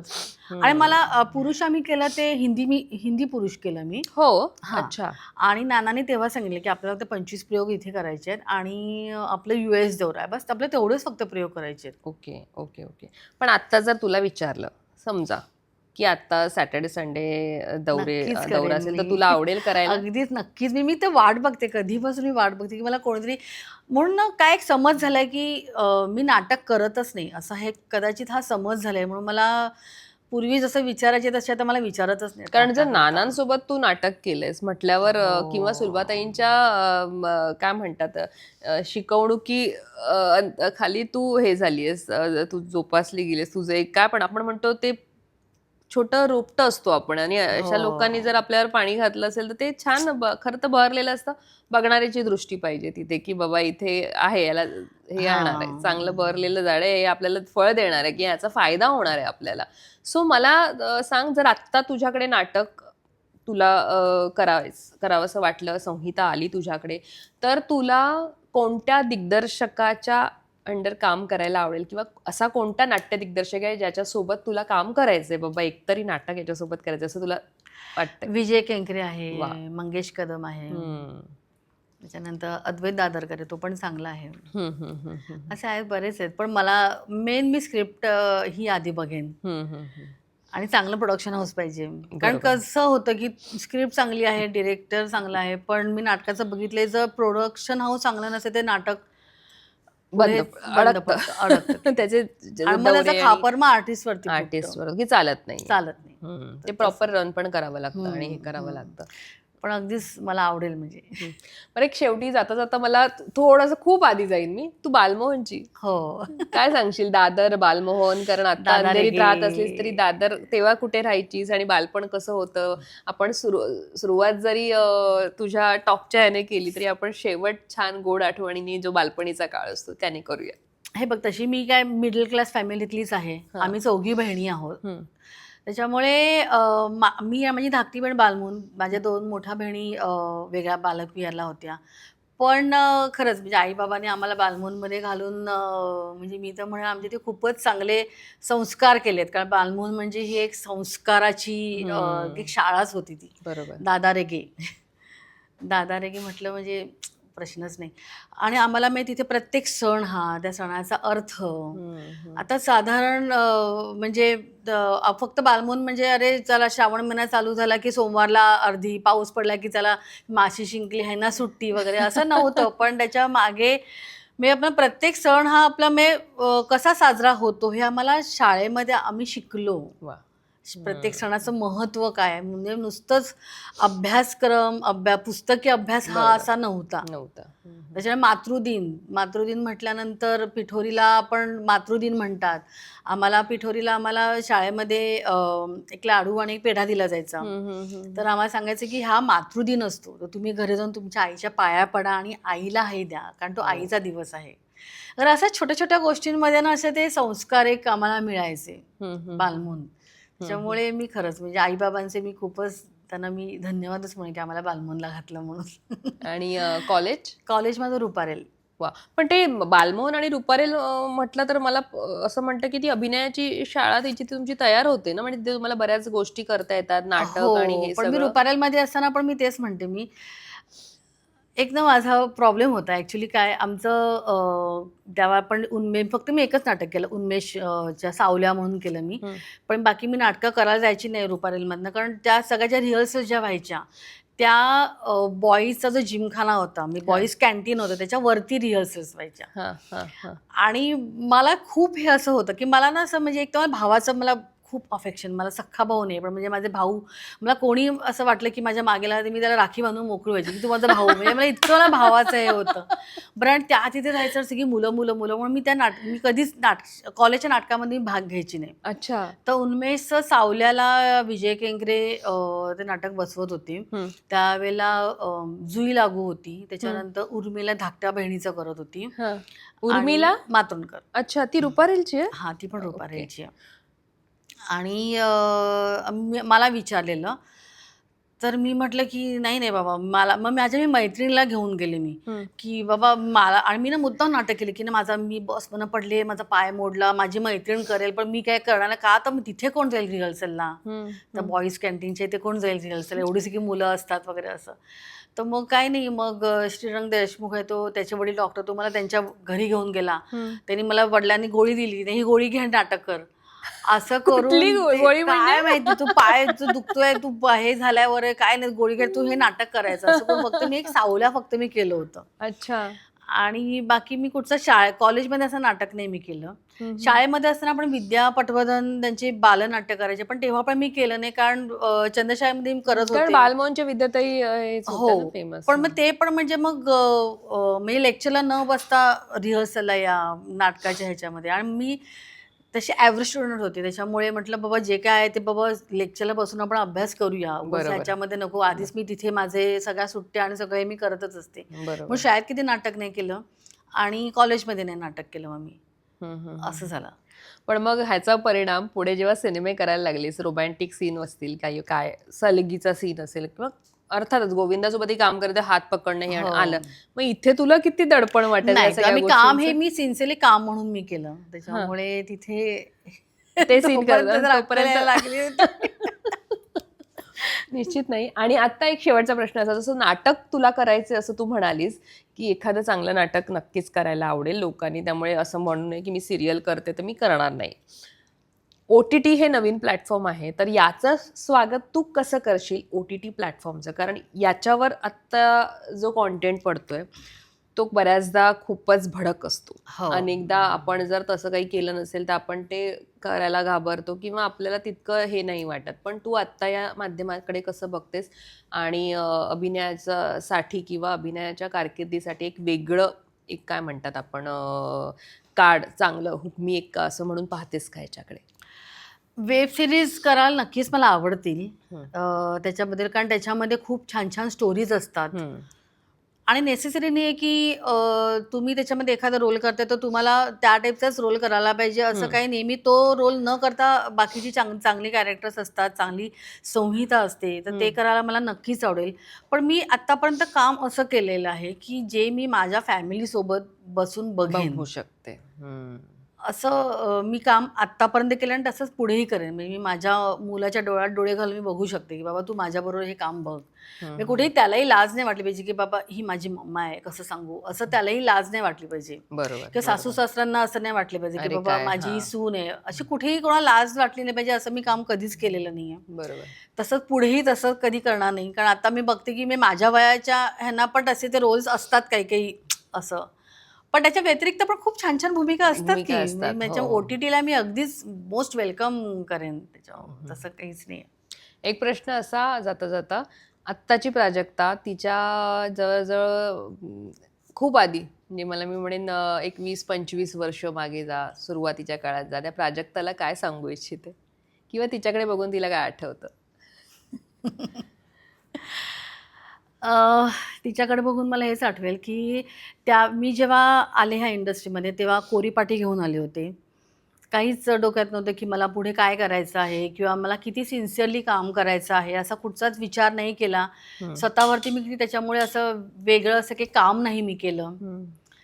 तर ते राहून गेलं माझ्याकडनं. पण आता मला आत्ताच्या प्राजक्ताला असं हे जाणवत आहे की नाही, आता मला चांगली कामं करायची आहेत, सिन्सिअरली काम करायचं आहे आणि जेवढं जमेल तेवढं माझ्यावरती मी काम करेन. कारण आता पण मी जेव्हा माझी कामं बघते तेव्हा मला वाटतं की मला चुका मला जाणवतात. खूप त्याच्यामध्ये मला कमी स्वतःला मला जाणवते, तर त्या मी चुका सुधारायचा मी प्रयत्न करेन. त्यामुळे निश्चित. आणि अर्थातच तू जसं म्हणालीस तसं की नाटक आणि OTT याचं तू खुल्या मनाने स्वागत करतेस. चांगलं काम असेल, चांगली संहिता असेल, भूमिका असेल, तर तू निश्चित ओपन आहेस या सगळ्यासाठी. आणि अर्थात आम्हीही वेगवेगळ्या भूमिकांच्या माध्यमातून तुला पाहायला उत्सुक आहोत. तुझ्या पुढच्या पूर्ण कारकिर्दीसाठी. कारण त्या प्रवाहाच्या बरोबर आपण तर व्हायला पाहिजे, जसा प्रवाह झाला तसा व्हायला पाहिजे. अपोजिट दिशेला जाऊन काय चालणार नाही. निश्चित. आणि अर्थात या सगळ्या पुढच्या वाटचालीसाठी आमच्याकडनं खूप खूप शुभेच्छा. Thank you so much.